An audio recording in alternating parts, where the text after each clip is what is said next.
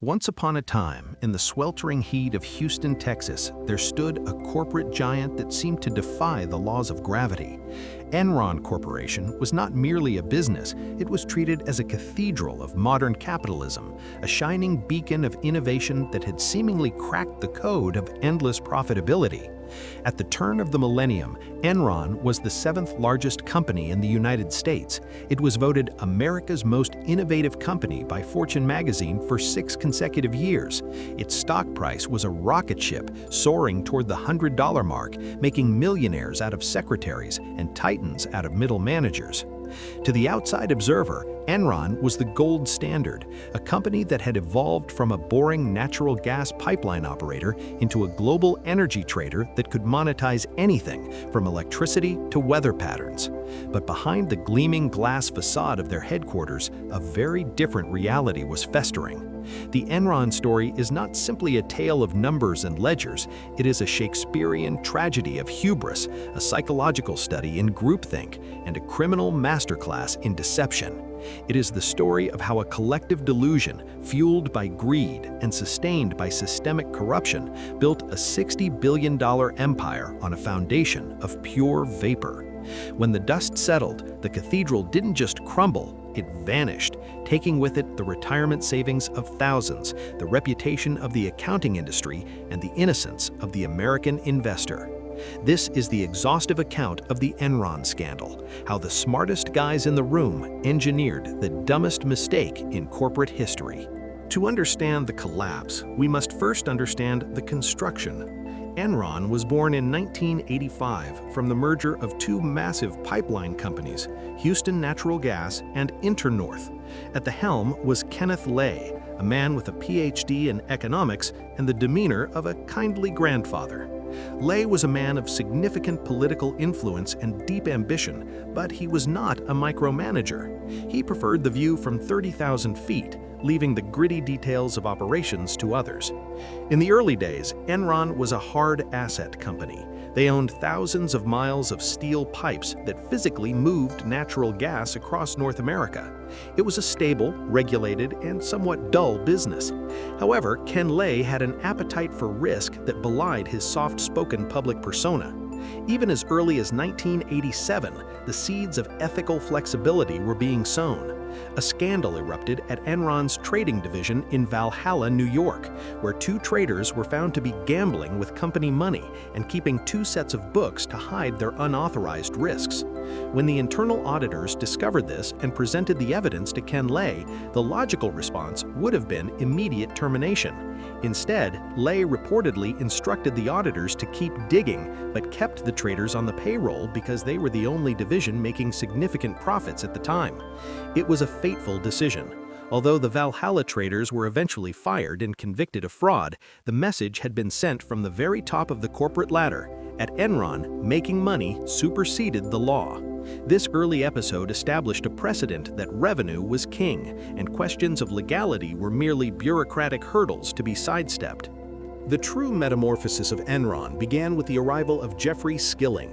Originally a consultant for McKinsey & Company, Skilling was a visionary with a disdain for the physical world.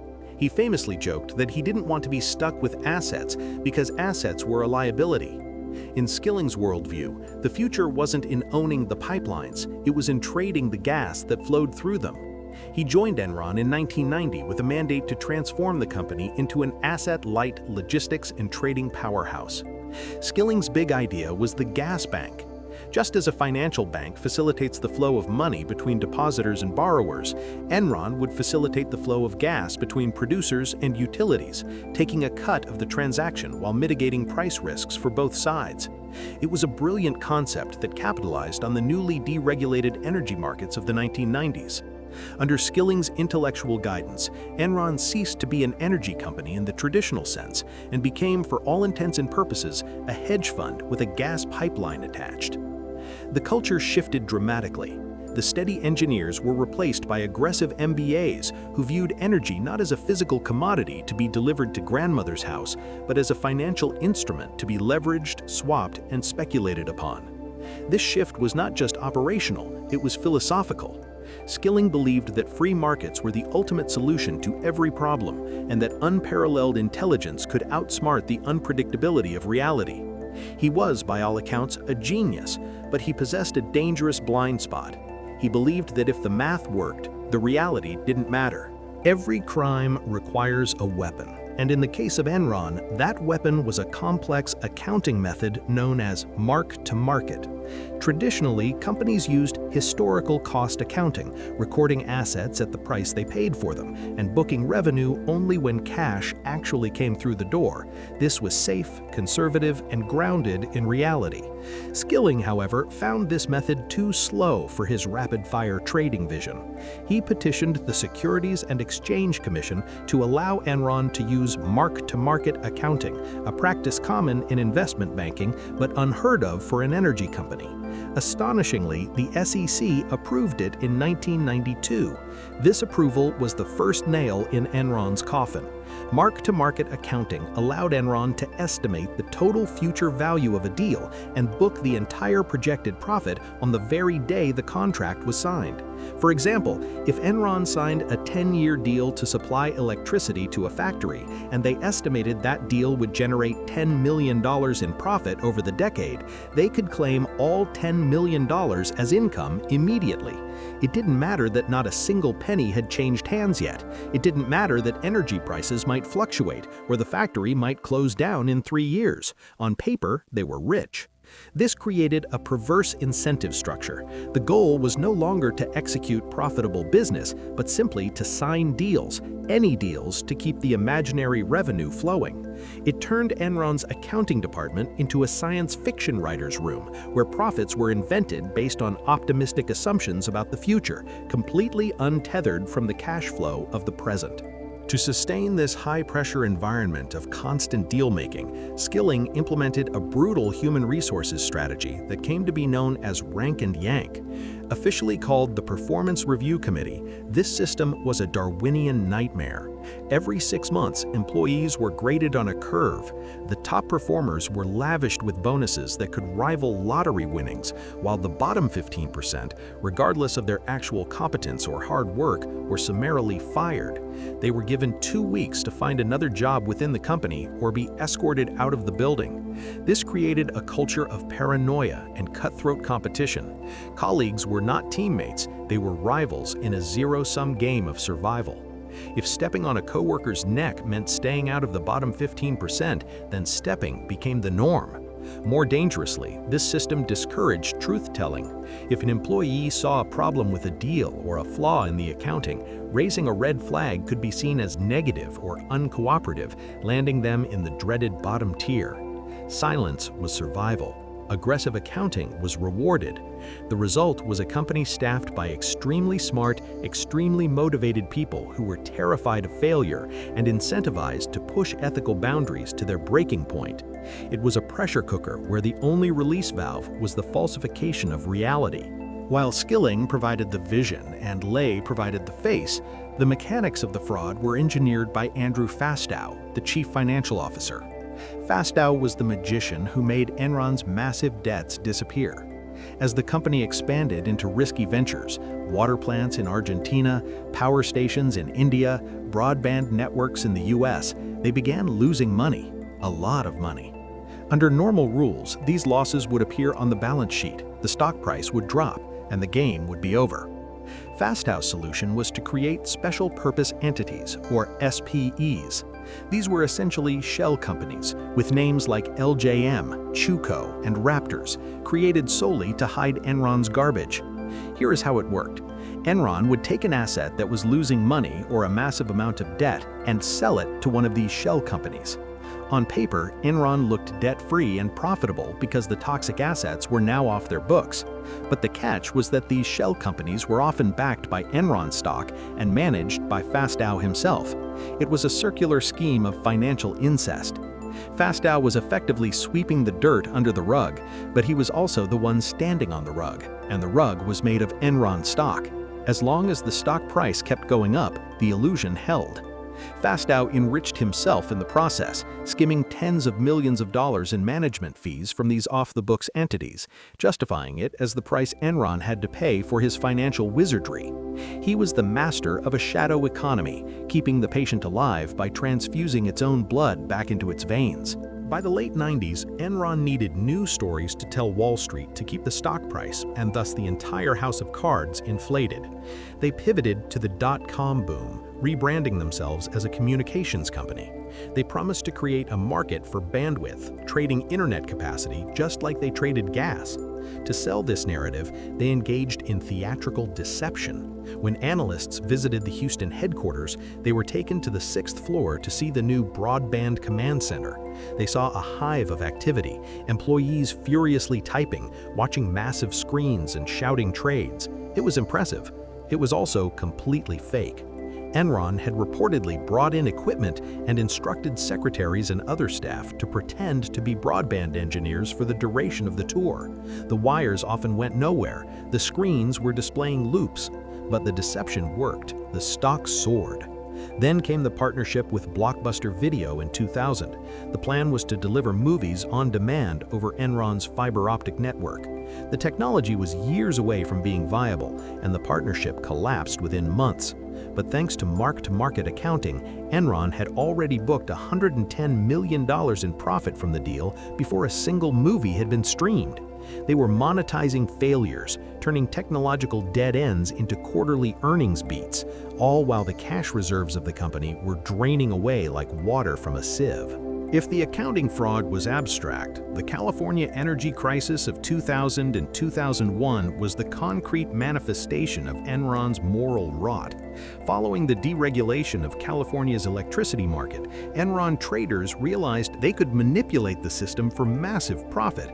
Audio tapes later recovered by investigators revealed the chilling cynicism of the trading floor. Traders openly discussed schemes with names like Fat Boy, Death Star, and Get Shorty. These weren't just clever nicknames, they were battle plans for extortion. In one strategy, Enron would export power out of California to evade price caps, only to sell it back in at a massive markup. In another, they would intentionally clog transmission lines to create artificial congestion for which the state would pay them to relieve. Most egregiously, they encouraged power plants to shut down for maintenance during peak demand times, intentionally causing rolling blackouts. While grandmothers were trapped in elevators and traffic lights went dark across Los Angeles, Enron traders were on the phone laughing, chanting "Burn, baby, burn," as electricity prices skyrocketed from $30 to over $1,000 per megawatt hour. They siphoned billions of dollars from the California economy, treating the state's misery as nothing more than an arbitrage opportunity. This wasn't just white-collar crime, it was predation on a massive societal scale, proving that the rot at Enron had consumed their humanity entirely. Gravity, however, is undefeated. The first public tremor in the Enron edifice came not from a regulator, but from a journalist. In early 2001, Bethany McLean of Fortune magazine wrote an article titled, "Is Enron Overpriced?" She asked a question that was deceptively simple. How exactly does Enron make its money? It was a question that the analysts, blinded by the rising stock price, had failed to ask. When McLean pressed Skilling for an explanation of their earnings, he reportedly called her unethical and hung up the phone. He couldn't explain it because the explanation was too convoluted to be true. As scrutiny mounted, the pressure on the inside became unbearable. In August 2001, in a shocking move, Jeff Skilling, the architect of the modern Enron, abruptly resigned as CEO after only 6 months in the top job. He cited personal reasons, but to seasoned observers, it looked like the captain was fleeing the ship before it hit the iceberg. Ken Lay returned to the CEO role, assuring employees and investors that the company was stronger than ever. But the exit of Skilling was the signal flare. The stock price began to slide, and as it fell, the trigger mechanisms in Andy Fastow's special purpose entities began to fire. The debt that had been hidden in the shell companies was guaranteed by Enron stock. If the stock fell below a certain point, Enron would be liable for billions of dollars in loans it couldn't pay. Amidst the chaos of Skilling's departure, a vice president named Sharon Watkins decided she could no longer stay silent. Watkins was an accountant who understood the intricacies of the Fastow partnerships. She realized that the math simply didn't work and that the company was walking into a buzzsaw of liability. In late August 2001, she wrote an anonymous memo to Ken Lay, which she eventually presented to him in person. Her words were prophetic. She warned that Enron was an elaborate accounting hoax and that the company would implode in a wave of accounting scandals. She detailed the improper nature of the partnerships and the inevitability of the collapse. It was a brave act of corporate conscience. However, the reaction from leadership was defensive. Instead of launching a full independent investigation, the company's lawyers explored the legality of firing Watkins. Ken Lay, maintaining his veneer of optimism, continued to encourage employees to buy Enron stock, even as he was quietly selling millions of dollars of his own shares. Watkins' memo would later become the smoking gun of the investigation, proof that the rot was known at the highest levels and was willfully ignored. The fall of 2001 was a slow-motion car crash. On October 16th, Enron announced a $618 million loss for the third quarter, a staggering figure for a company that had projected robust growth. But the real bombshell was hidden in the footnotes, a $1.2 billion reduction in shareholder equity. This was the first public admission that the Fastow partnerships were unraveling. Wall Street panicked. The credit rating agencies, which had kept Enron at investment grade, began to sharpen their knives. As Enron's credit rating was downgraded to junk status, it triggered immediate repayment clauses on billions of dollars of debt. The company didn't have the cash. They frantically tried to arrange a merger with a smaller rival, Dynegy, hoping for a bailout. But when Dynegy's team looked at Enron's books, they saw the black hole where the money was supposed to be and ran for the hills. The deal collapsed. The stock, which had traded at nearly $91 a year prior, plummeted to under $1. On December 2, 2001, the inevitable happened. Enron filed for Chapter 11 bankruptcy protection. At the time, it was the largest bankruptcy in U.S. history. The giant had fallen, and the shockwaves were felt around the world. The bankruptcy filing was a legal procedure, but for the employees of Enron, it was a personal catastrophe. As the company spiraled, management placed a lockdown on the employee 401k plan, claiming they were changing administrators. For weeks, as the stock price cratered towards zero, regular employees were legally barred from selling the Enron shares that made up the bulk of their retirement savings. They were forced to watch their financial futures evaporate in real time, helpless to stop it. Meanwhile, executives who are not subject to the same restrictions sold their shares, cashing out before the crash. When the end came, 4,000 employees were fired immediately. They were given 30 minutes to pack their personal belongings into boxes and vacate the building. Security guards escorted them out like criminals. There was no severance pay, there was no medical coverage. Life savings, children's college funds, and retirement nest eggs were wiped out instantly. The contrast was nauseating. The executives who had engineered the fraud walked away with millions in bonuses and sold stock, while the rank-and-file workers who had believed the lies and worked the long hours were left with nothing but cardboard boxes and worthless stock certificates. It was a betrayal of the social contract that left a scar on the American workforce that is never fully healed.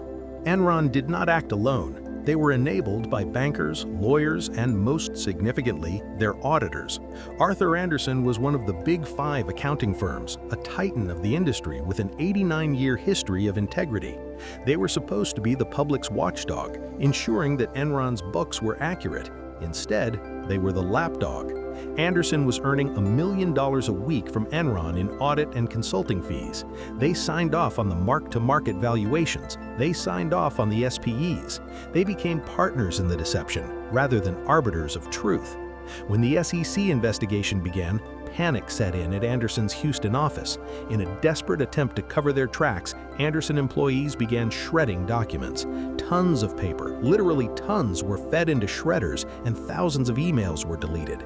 This obstruction of justice was the death knell for the firm. In 2002, Arthur Andersen was convicted of obstruction of justice. Although the conviction was later overturned on a technicality by the Supreme Court, the damage was done. The firm collapsed. 85,000 employees worldwide lost their jobs, and the Big Five became the Big Four. It was a stark lesson that in the world of finance, reputation is the only currency that matters, and once it is spent, it cannot be earned back. The wheels of justice turn slowly, but they grind exceedingly fine.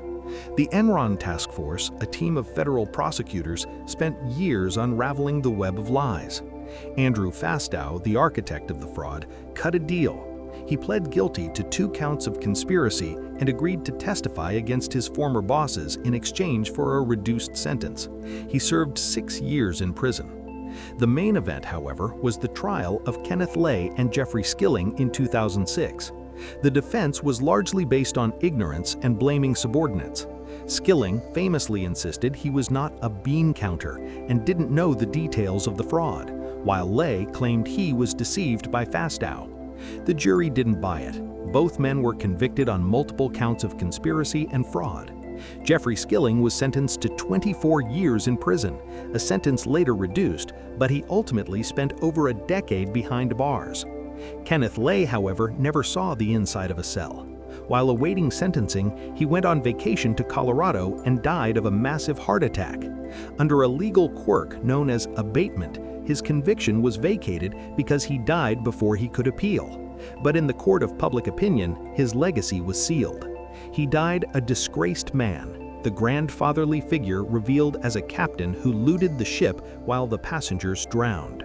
The Enron scandal was more than just a bankruptcy. It was a cultural turning point. It shattered the blind faith that Americans placed in corporate leadership and exposed the dark underbelly of Wall Street's obsession with short-term stock prices. In its wake, Congress passed the Sarbanes-Oxley Act of 2002, the most sweeping reform of American business practices since the Great Depression, designed to make executives personally liable for the accuracy of their financial reports. But laws can only do so much. The story of Enron is, at its core, a story about human nature. It is a reminder of how easily intelligence can be twisted into arrogance, how ambition can curdle into greed, and how a culture of silence can allow a cancer to grow until it is too late. Enron asked, why, as in, why not do it, when they should have asked, why, as in, why is this right? Today, the crooked E logo is a museum piece, a symbol of a time when the smartest guys in the room thought they could outsmart the truth. But the ghosts of Enron linger in every boardroom where numbers are tweaked to meet a target, and in every office where an employee is afraid to speak up. The lesson remains, if something looks too good to be true, it almost certainly is.